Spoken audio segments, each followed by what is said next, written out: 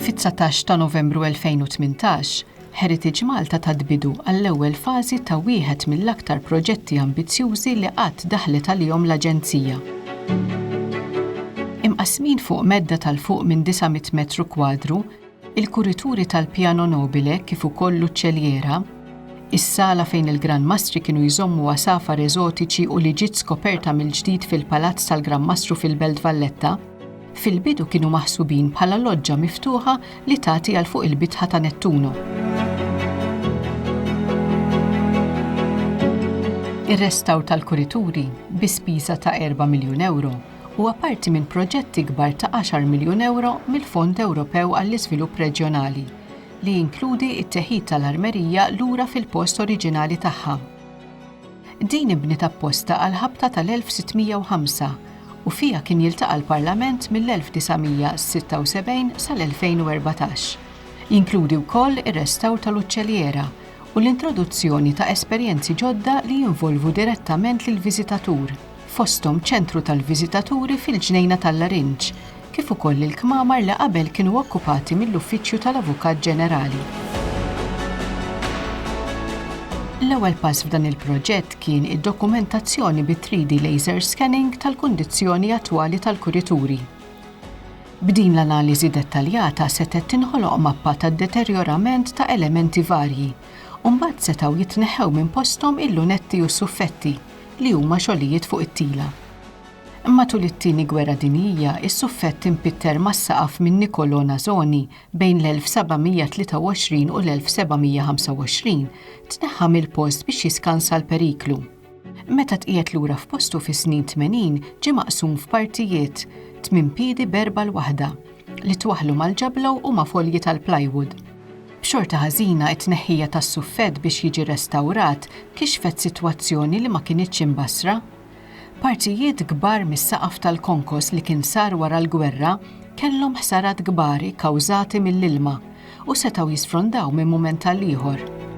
Heritage Malta ħadet passi immedjati u wara li talbet fondi ta' emerġenza bidlet din l-isfida f'opportunità biex fis-soqfa tal-kurituri terġa' tidħol is-sistema tradizzjonali tat-travi tal-injam u x-xorok. Dawn is-soqfa ġodda huma protetti b'saf konkos u membrejn għal kontra l-ilma li joħolqu kundizzjonijiet ambjentali aħjar għal preservazzjoni tal-arti restawrata.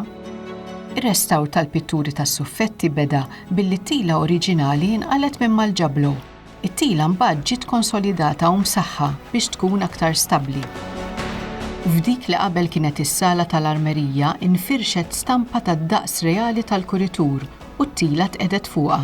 B'hekk wieħed seta' jintebaħ b'xi partijiet neqsin filwaqt li jiddetermina d-daqs oriġinali ta' kull tila u jsibilha posta bi preċiżjoni. Issa kien imiss lill-konservaturi u r-restawraturi biex ixammru l-kmiem u jibdew ineħħu s-saffi żejda ta' żeba minn interventi preċedenti biex jaslu għall-pittura oriġinali. Il-partijiet neqsin intlew filwaqt li l-ilwien mitfija biż-żmien ingħataw lura l-ħajja li kellhom dari. Sadan it-tant faslet sistema ġdida ta' kif jitwaħħlu s-suffetti. Bis-saħħa tagħha l-konservaturi se jkunu jistgħu jaħdmu aħjar meta tinqala l-ħtieġa ta' manutenzjoni jew restawr fil-ġejjieni.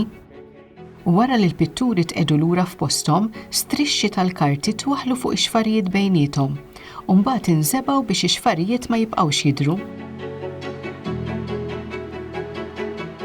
Analiżi ta' partijiet żgħar magħrufa bħala skaletti mill-ħitan tal-uċċelliera kixfet mill-inqas 16-il saff ta' skemi ta' żeba.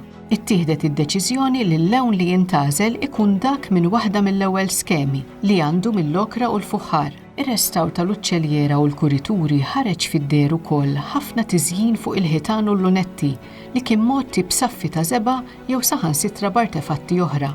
Fost dan it-tiżjin kien hemm armi araldiċi u xena ta' pajsaġġ fejn jidhru l-baħar u fjamingu.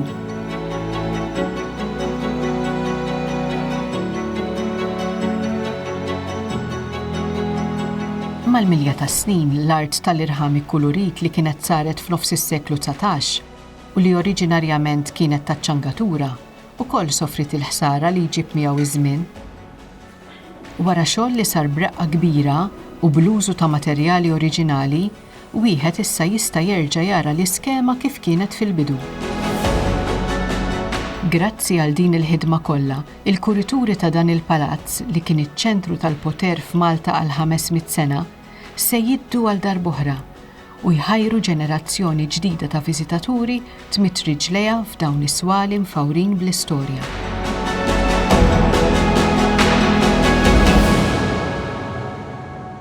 Dan il-proġett hu parzjalment iffinanzjat mill-Unjoni Ewropea bħala parti mill-Fond Ewropew għall-Iżvilupp Reġjonali, Fondi Strutturali u ta' Investiment Ewropej 2014-2020.